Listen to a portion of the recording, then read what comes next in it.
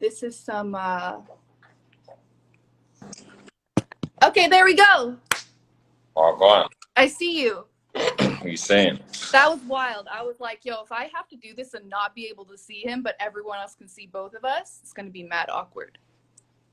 Nah, you're good, you're good. How you doing? There you are. What are you saying? Just chilling. Been waiting for you. Yo, we're so excited to have you.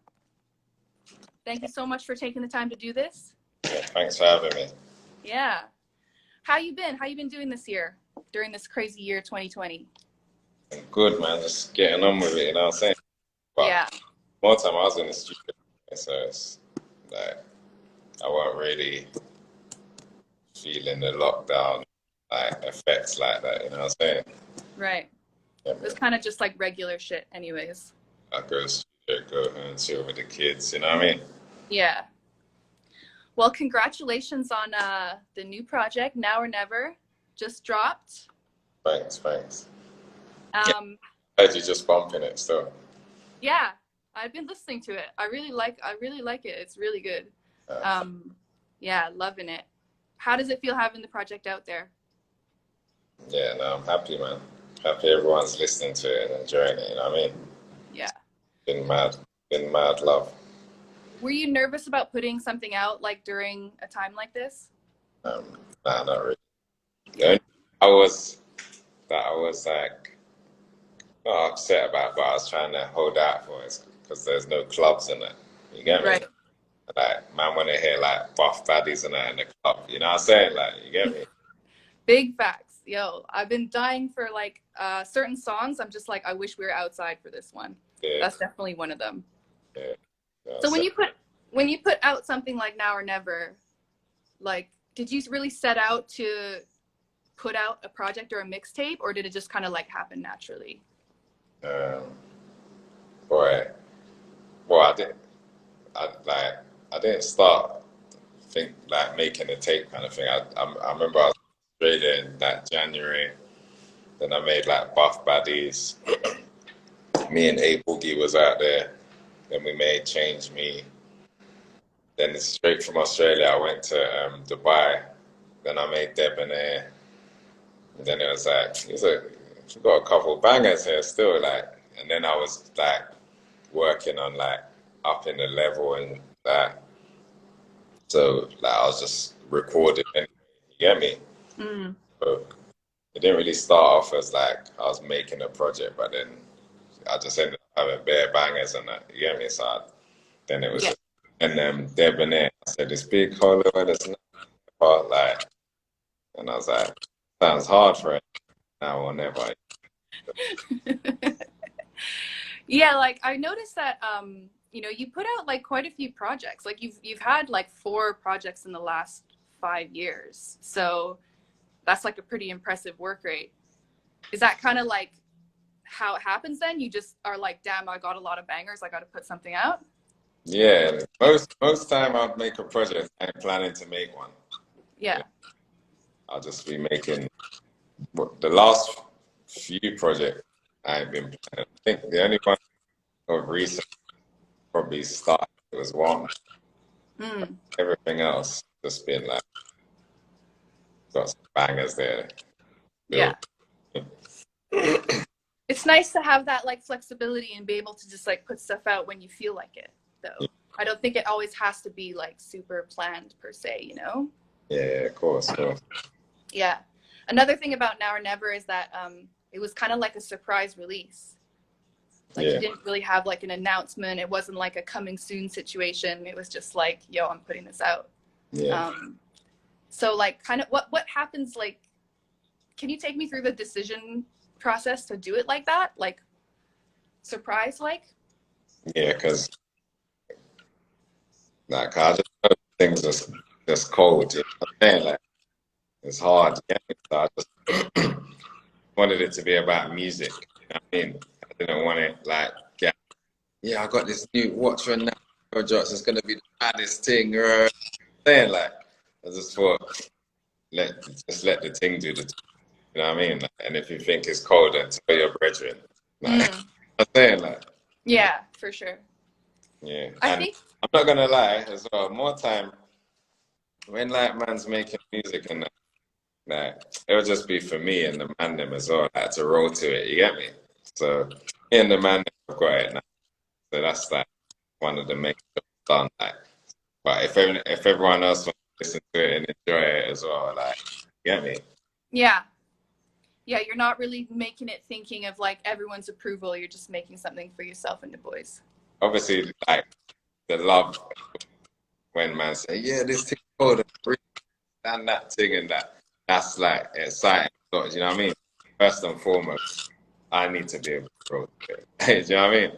Yeah, big facts. Yeah, shout out New Currency. I see you guys in here. Big up yourselves. Shout out K-Notes. Everyone's showing love to Gigs. We're here with the man Gigs. It's rap season. My name is JMKM. We're talking about Now or Never, the mixtape. Just dropped. I wanted to ask you about, you always work with so many different kinds of producers, like lots of like, you know, producers from both sides of the pond, so to speak. So what sort of like draws you to working with a producer? Do you follow their work and then like want to do something with them, or is it just like, how does that happen? But yeah, some producers, yeah, like I don't know, say like Cool and Fresh. I've listened to them, you know what I'm saying? I know, right? Lean, like you get me, like what we had with Debonair and like Essence and that. You get me, like you know, but in the whip.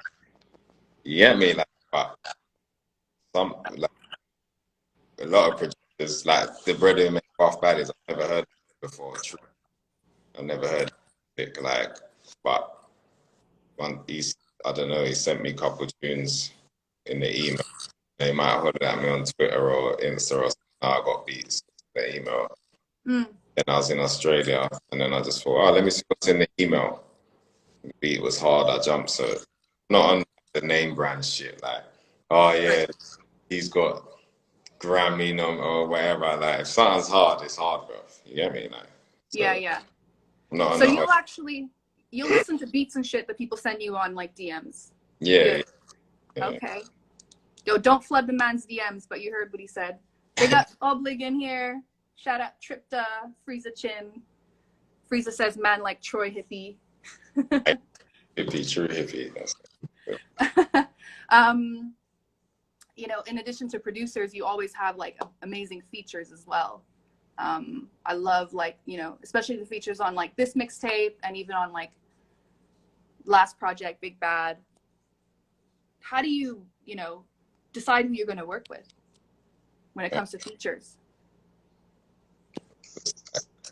I don't know, man. It's like different processes. Like some people are with, sometimes like the A Boogie thing. I've never brought work with A Boogie, but we was in Australia, it was vibes in, you know what I'm saying? Like, then we thought, right, then we laced banger, you know what I'm saying? So like there's all different processes to it, do you get me? But yeah, man, that works. Right. It's just like whatever the vibe is, just like organic. Organic, man. But I listen to something as well, like I don't know, like say like Dave from Fan, you know what I'm saying? Like Rob, lace this for me. You know what I'm saying? Right. Yeah. George, I've known them for years, we've never worked. That will reach, like, you get me? But I just thought, Rob, like, it's time for us to lace something. Let's see what happens when we go. You know what I mean? Like, so. Yeah. Speaking of Georgia, the music video for I'm Working just dropped. Yeah. Well, it dropped yesterday or something, right? Yeah, a couple of Sundays. Okay. Wherever day is. What day is it? Every day's the same. Are you like hands-on when it comes to music videos? Like are you involved with the process, or do you just kind of show up and do whatever you're told to do? I got Buck over here laughing because he would say, I'll take over the whole video, innit? I don't think that, innit? Like, obviously, I just like to like it how I like it. I'll just add an idea or two, innit? So you are hands-on. Involved in a Georgia thing like that. It wasn't time to. Joking. How I like it. You know what I'm saying? So you're saying you're a director? Nah, it's not really like I might add some direction. Okay, okay. Big distinction. That's funny. I mean, like sort of building off what we're talking about with like the producers you work with and the artists, you know, you've always really like collaborated with a lot of artists from the UK and then also from North America. I think you're kind of like one of the people who's really been at the forefront of that, and you've been doing it from time. Like I actually didn't even know you had a track with like Cormega and Havoc. Yeah. From like years ago. So, you know, what do you think sort of like the biggest positives there are to working with artists outside of your immediate community like that? The biggest positives? Yeah. From like that cross-Atlantic collaboration. I don't know, man. Like just making great music. Like. Is there stuff that you learn from American artists that you find is different from UK artists or vice versa? Yeah, like American artists, I'm not gonna lie, they like don't shoot me that, but it seems like they work harder though, like you know what I'm saying? Like I'll see man just living in the studio, like you get me?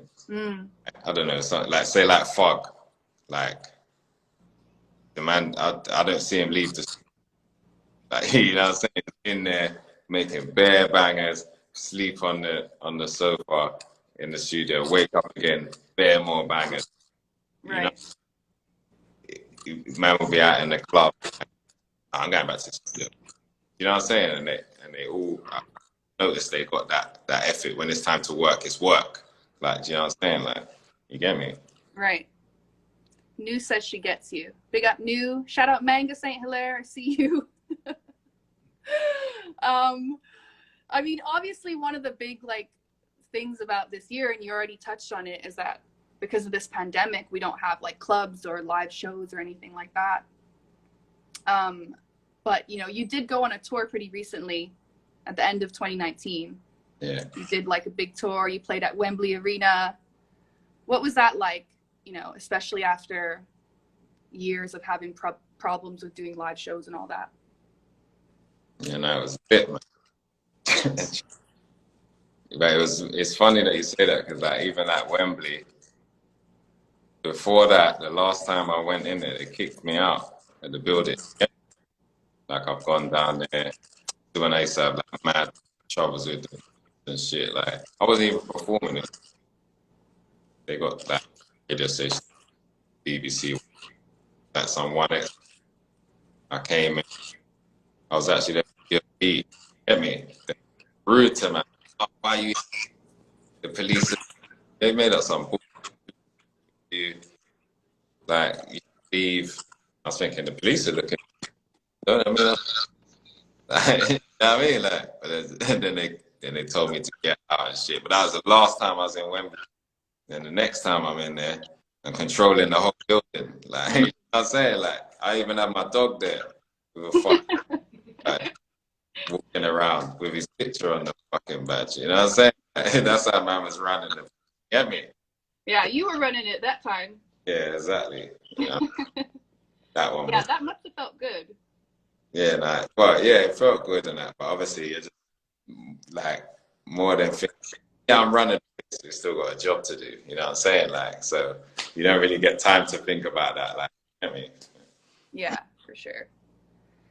I mean, I know we're here to really talk about Now or Never, but for my selfish reasons, and for other people in here, I know probably want to hear about some of your classics, you know? And I want to know, like, a tune like Talking the Hardest, how do you feel looking back on that song? Like, what does a song like that mean to you? Yeah, I was just talking about this. It's obviously it's just like that's like a crazy time, innit? Like it was ringing off, man's that like fucking trapping and all that, and but writing on the side. You know what I'm saying? Like, so just a complete different time, you get me? Like, you know what I mean? But I remember when I made that song, that's when I knew I just want out, man. Like, trust me. Mm. Even that song where I actually made, Talking the Hardest, I remember I went to some party. I was in the trap and I had like a few left.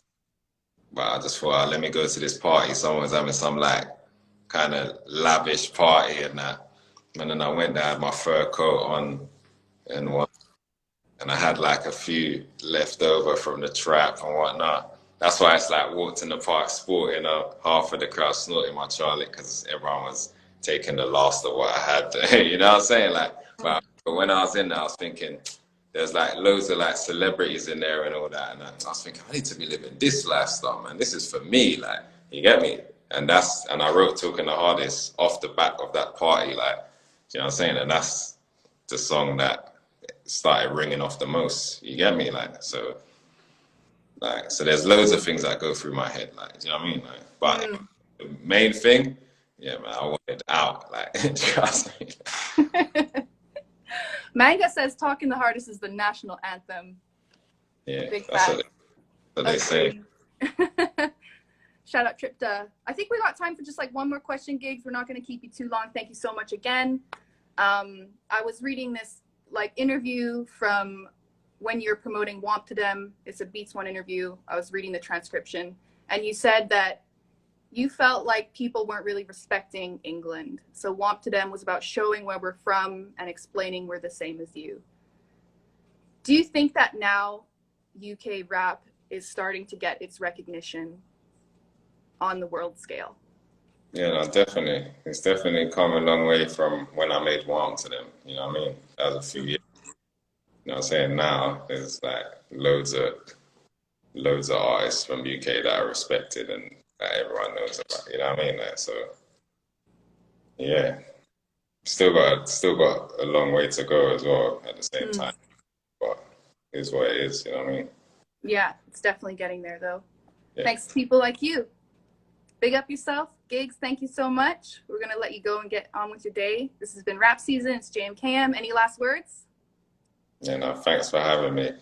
If you ain't playing that now or never, check it out, you get me? Yeah, So, bump that now or never for sure. All right. Have a good day. respect. Thanks everyone for tuning in. Yeah, all right, love. Yeah.